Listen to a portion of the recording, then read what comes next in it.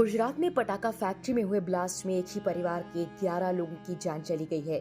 ये लोग एमपी से महज इसीलिए गुजरात आए थे ताकि अपने एक परिवार वाले की 13वीं के लिए पैसे का इंतजाम करा सकें। परिवार के एक शख्स की मौत होली पर हुई थी, लेकिन किसे पता था उसके बाद इस तरह से पूरा परिवार खत्म हो जाएगा। जबकि इस ब्लास्ट में एमपी के कुल 21 मजदूरों की मौत हो गई है। इस भयानक हादसे के बारे में अभी तक क्या कुछ सामने आया है, घायलों ने क्या बताया, आखिर कैसे 2 दिन पहले ही मजदूरी के लिए गुजरात गए लोग गाल के गाल में समा गए, बताते हैं सब कुछ आपको इस वीडियो में। हम फैक्ट्री के अंदर काम कर रहे थे, तभी अचानक ब्लास्ट हुआ। हमें नहीं पता कि आखिर क्या हुआ। बहुत तेज धमाका हुआ, हम बेहोश हो गए। जब आंखें खोली तो मेरे चारों ओर आग थी। हम झुलसी हालत में किसी तरह से फैक्ट्री से बाहर भागे। ये बातें दैनिक भास्कर से बात करते हुए घायल मजदूरों ने बताई हैं। दरअसल गुजरात के बनासकांठा के पास डीसा में मंगलवार सुबह 8 बजे पटाखा फैक्ट्री में बॉयलर फटने से एमपी के 21 मजदूरों की मौत हो गई। वहीं 5 मजदूर मामूली रूप से घायल हैं। फैक्ट्री डीसा तहसील के धुनवा रोड पर है। विस्फोट के दौरान मजदूर फैक्ट्री में काम कर रहे थे। विस्फोट इतना भीषण था कि कई मजदूरों के शरीर के टुकड़े 50 मीटर तक दूर बिखर गए। फैक्ट्री के पीछे खेत में कुछ मानव अंग मिले हैं। फायर ब्रिगेड को आग पर काबू पाने में 5 से 6 घंटे का वक्त लगा।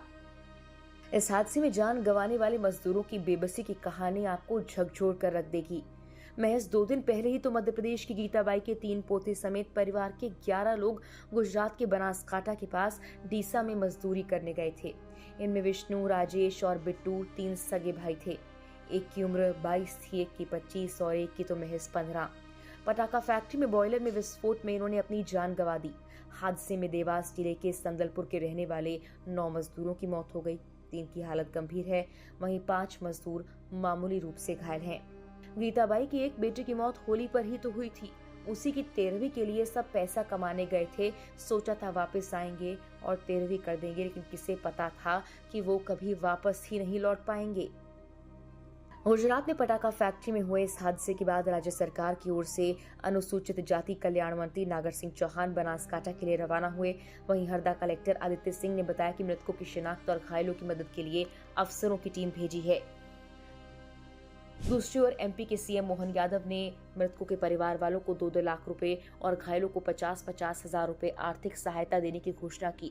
गुजरात सरकार ने भी मृतकों के परिवार वालों को 2-2 लाख रुपए मुआवजा और घायलों को 50-50 हजार आर्थिक सहायता देने की बात कही। गौर करने वाली बात तो यह कि साल 2024 में फरवरी में हरदा में ही एक पटाखा फैक्ट्री में ब्लास्ट हुआ था। इसमें कई लोगों की मौत हुई थी।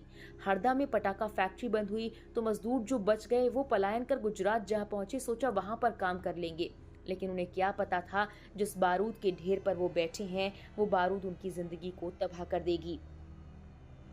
दीपक ट्रेडर्स नाम की ये पटाखा फैक्ट्री खूबचंद सिंधी की है। वो इस फैक्ट्री में विस्फोटक लाकर पटाखा बनवाते थे। हालांकि अब तक की जांच में पता लगा है कि कंपनी मालिक के पास सिर्फ पटाखे बेचने का लाइसेंस है, बनाने का नहीं।